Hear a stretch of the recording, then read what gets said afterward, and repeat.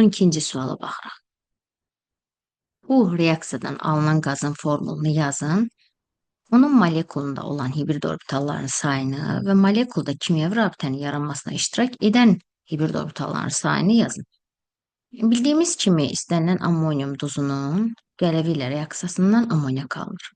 Bu bizim birinci sualımızın cavabıdır. Amonyak.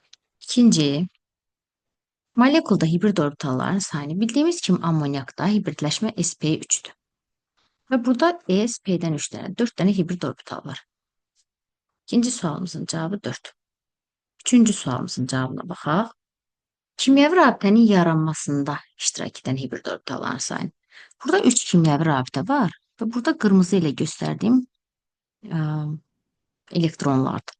Biri hidrogenə, biri azota, biri hidrogenə, biri azota, biri hidrogenə, biri azota aiddir rabitələrdə. Yəni burada 3 dənə azota aid elektron var.